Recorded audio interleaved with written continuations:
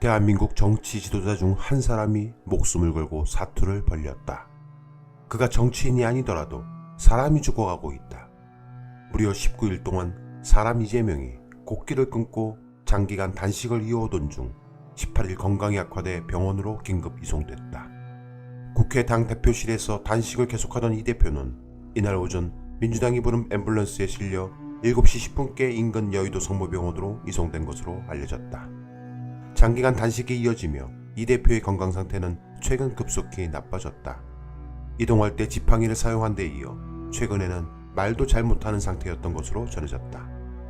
이송 당시 이 대표는 탈수 등의 증상과 함께 의식도 혼미한 상태였다고 한다. 그는 민주당의 대표다. 민주당 소속 의원 모두가 단 한 명도 빠짐없이 단식 현장에서 함께 싸우겠다는 강한 의지로 대표의 위험한 단식을 멈추게 하고 속히 병원으로 이송해도 모자랄 시간에 상당수 소속 의원들은 각자의 배지를 위해 지역구에 머물렀다고 한다. 사람이 죽어가는 판국에 정부와 여당 국민의힘은 단식쇼라고 폄하했으며 검찰은 이재명 대표 체포 동의안을 국회로 보낼 것이라 한다. 국정 파트너인 야당 대표의 사활을 건 사퇴에 윤석열 대통령은 단 한마디의 말도 없다. 그는 오로지 내년 총선을 자신의 사람들로 가득 채울 궁리만 하고 있다. 내년 4월 총선에 출마하는 대통령실 소속 직원들의 명단이 정해진 것으로 알려졌다. 이들 중 일부는 국민의힘 출신이라 당 복귀는 시간 문제다. 약 30여 명 정도 출마자 명단이 나왔으며 현재 여권 역학구도상 용산에서 정한 출마자의 공천 가능성이 크기 때문에 여당에선 자기 지역구와 겹치지 않는지 노심초사하는 현역 국회의원과 당협위원장들이 전전긍긍하고 있다는 소식이다. 윤 대통령은 이번 총선을 이념 대결로 몰고 갈 것이라 한다. 경제 관련 이야기나 정책 대결은 아예 오간데 없고 오로지 좌우 이념 대결로 또다시 대한민국을 이분법으로 갈라지게 할 것으로 보인다. 윤 대통령은 지난 8.15 광복절 기념 축사를 비롯해 지난 9월 15일 인천 상륙 73주년 기념식에서도 공산주의 세력과 그 추종 세력, 반국가 세력들은 허위 조작과 선전선동으로 자유민주주의를 위협하고 있다고 발언했다. 이러한 대통령의 의지와 함께 김기현 국민의힘 대표 등 지도부가 대거 참석한 문화자유행동이란 단체에서 진행한 행사에서 광화문 광장을 조선시대 인물로 채우고 있는 것을 보고 아무런 문제의식을 느끼지 못하는 사람을 나는 우파라고 생각하지 않는다란 발언까지 나왔다. 바로 세종대왕과 이순신 장군 동상까지 거론하고 나선 것이다. 이는 얼마 전 육군사관학교 내부에 설치된 독립운동가 홍범도 장군의 흉상철거 논란으로 시작된 이념 논쟁에 불을 지핀 것으로 급기야 산소 같은 여자란 별칭으로 유명한 배우 이영애의 이승만 기념관 건립을 위해 5천만 원 기부 뉴스가 쏟아졌다.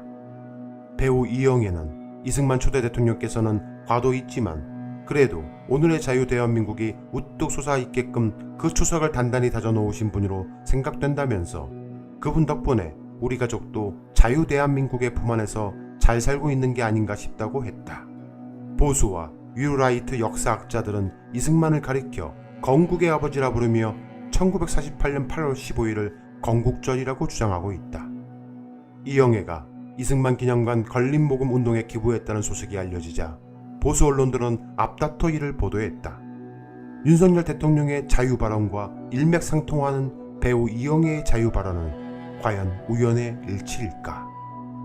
최근 유튜브 측은 누군가의 명예훼손 신고로 인해 열린공감TV의 컨텐츠 영상들 중 유독 김건희 관련 줄리 키워드 영상들이 대한민국에서 차단하고 있다. 열린공감TV가 지난 2020년 7월 24일 업로드한 윤석열의 처 김건희 그녀는 누구일까란 영상 또한 현재 대한민국에서 차단되어 있다. 해당 영상은 무려 400만여 명이 시청했다. 이 영상 등을 통해 열린공감TV는 다음과 같이 방송했다. 2008년 10월경 김명신이라는 여성은 자신의 이름을 김건희로 개명한다. 그녀의 이름을 김건희로 바꾼 배경에 대해서는 여러 설이 있다. 정호영, 그는 한국레이컴이라는 방산업체 회장이었다. 무려 재산이 2조 원이 넘는다. 한국레이컴은 1990년 후반에 시작되어 2000년대 초까지 율곡 대형 군납비리 사건의 중심에 섰다. 당시 한국레이컴과 함께 삼성테크인도 고강도 검찰의 조사를 받았다. 하지만 정호영 회장은 2004년 징역 1년에 집행유예 2년의 가벼운 처벌만 받았고 삼성테크인도 큰 처벌을 피했다. 이 당시 삼성은 이건희 회장에서 이재용으로 경영권 승계를 위해 분식회계 등 엄청난 비리를 저지를 때였다. 이 모든 것을 당시 이른바 삼성 장학생 출신 검사들을 통해 해결했다는 이야기가 있었다. 2009년 정호영 회장은 배우 이영애와 결혼한다. 그리고 2010년 삼성전자는 김건희의 아크로비스타 주상복합 아파트에 7억 전세 설정을 해주기에 이른다. 여러 정황상 당시 삼성 회장인 이건희의 이름을 차용하여 김명신에서 김건희로 개명한 게 아닌가 하는 의혹이 있다. 김건희는 자신이 운영하고 있는 코바나 컨텐츠라는 전시 대행 회사에 SBS 출신 아나운서 김범수를 상무이사로 영입했다. 김범수 아나운서는 한국레이컴이라는 방산업체 정호영 회장과 의형제로 알려진 인물이다. 2012년 정호영 회장의 쌍둥이 남매 돌잔치에는 아주 극소수의 지인들만 초대되어 갔는데 이 자리에 김범수는 김건희를 대동하고 간다. 그렇게 정호영 회장의 부인 배우 이영애가 김건희와 친분을 쌓게 된다. 김건희는 코바나 컨텐츠를 통해 많은 인맥을 쌓아갔다. 김행 여성가족부 장관 내정자는 2015년 3월 23일 김건희의 코바나 컨텐츠 마크로스코 한국특별전 개막식에 참석했다. 이 행사의 후원사 위키트리는 김행 후보자와 공은 전 대표와 공동 창업한 회사로 현재도 부회장직을 맡고 있다. 김행 후보자가 창업한 이 회사는 코바나 컨텐츠와 2013년부터 2019년까지 전시회를 공동으로 주관하거나 공동 주관사로 이름을 올렸다. 이런 김건희의 코바나 컨텐츠 행사에 단골로 가서 응원하며 자신의 SNS 등의 행사 홍보를 자청했던 인물이 배우 이영애다. 그리고 탤런트 이영애는 작년 윤석열의 고향 친구로 알려진 정진석 국민의힘 의원에게 고액의 정치 후원금을 낸 것으로 밝혀졌다. 김건희, 그녀에게 우연은